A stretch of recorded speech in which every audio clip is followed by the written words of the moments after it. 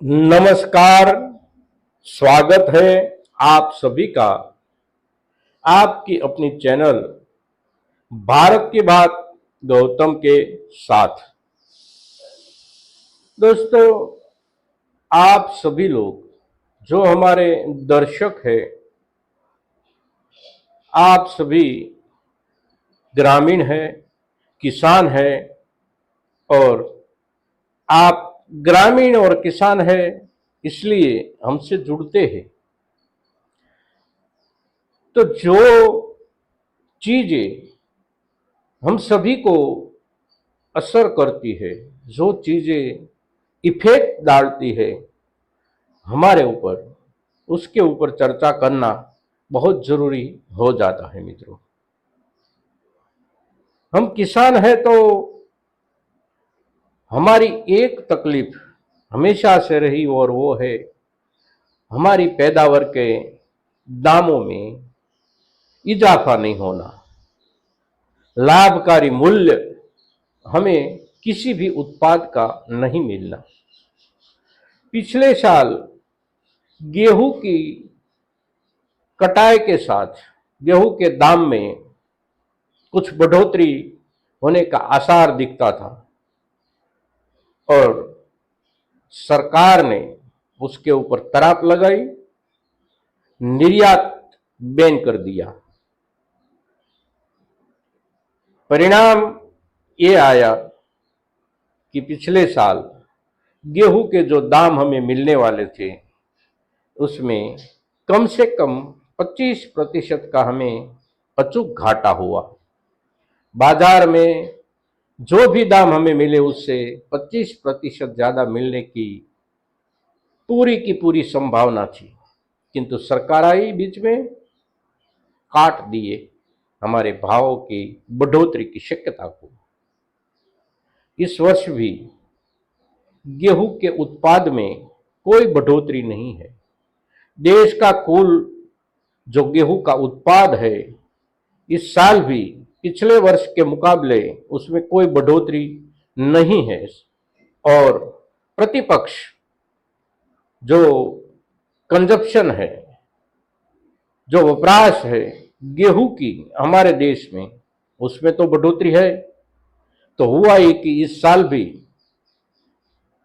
Ban होने के बावजूद, निर्यात पर बैन होने के बावजूद भी, नई खरीफ सीजन के बाद रवि ऋतु में ये जो गेहूं मार्केट में आ रहे हैं, बाजार में आ रहे हैं, हम मंडी तक जो ले जा रहे हैं, उसके ऊपर जो भाव में बढ़ोतरी दिखने को मिलती है, उससे सरकार ने अपना पंगा ले लिया है।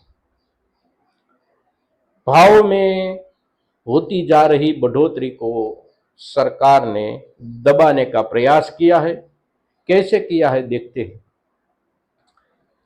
जो व्यापारी है, जो ट्रेडर्स है, जो स्टॉकिस्ट है, यानी कि जो लोग बाजार से माल उठाते हैं और उसका व्यापार करते हैं, संग्रह करते हैं, और उसके अलावा जो उसके ऊपर प्रोसेस करते हैं, उसका आटा बनाते हैं, उसमें से मैदा बनाते हैं, उसमें से ब्रेड बिस्किट ऐसी चीजें बनाते हैं, कन्फेक्शनरी में जिस जिस यूनिट काम कर रहे हैं, इस सभी लोगों को सरकार ने एक सूचना जारी कर दी है कि हर सप्ताह के अंतिम दिन यानी शुक्रवार को आपको अपने पास रखे हुए गेहूं के स्टॉक की जानकारी सरकार को हर सप्ताह देनी होगी। ये इसलिए किया गया है कि ये जो व्यापारी है, स्टॉकिस्ट है, ट्रेडर्स है, प्रोसेसर्स है, वे सभी लोग कम से कम माल खरीदे बाजार से, क्योंकि सरकारी तंत्र की ओर से स्टॉक को लेकर किस दिन कितनी सीलिंग की बात कर दी जाएगी इसका किसी को भी पता नहीं है, और उसी डर के चलते ये सभी लोग कम से कम बाजार से खरीदी करें।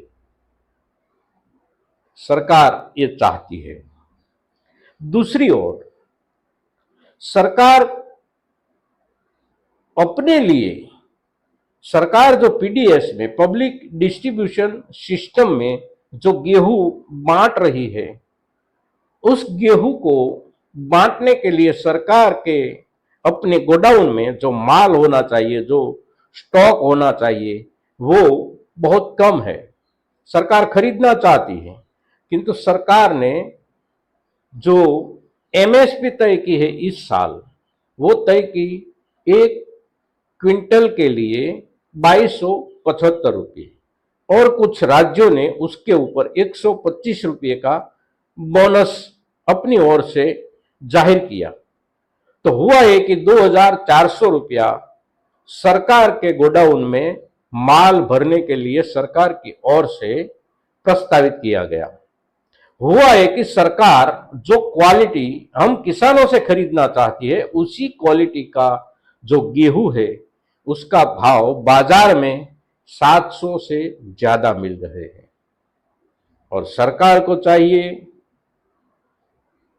कितने रेट, 20 किलो के, तो सरकार को 20 किलो गेहूं हमारे पास से 480 रुपये में चाहिए, यानी कि 2400 रुपये कुंटल।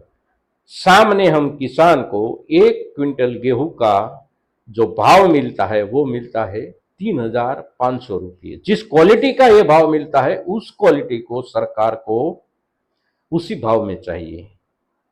हम नहीं देंगे, बाजार उसे नहीं देगा, तो सरकार ने ये किया कि बाजार पर कंट्रोल लगाओ, किसानों को दबाओ और अपने हिसाब से किसानों के पास से गेहूं की लूट चलाओ। सरकार की इस लूट के साथ एक किसान होने के नाते क्या आप सहमत हो सकते हैं? नहीं हो सकते। किंतु एक बात याद रखिए, इस साल भी बाजार में गेहूं के दाम में ज्यादा गिरावट लंबे समय तक रहने वाली नहीं है। सरकार की इस पैरवी के कारण कुछ दिनों के लिए बाजार पर इसका नकारात्मक असर जरूर पड़ेगा, लेकिन आगे जाकर हमें भाव मिलेंगे, अचूक मिलेंगे मित्रों।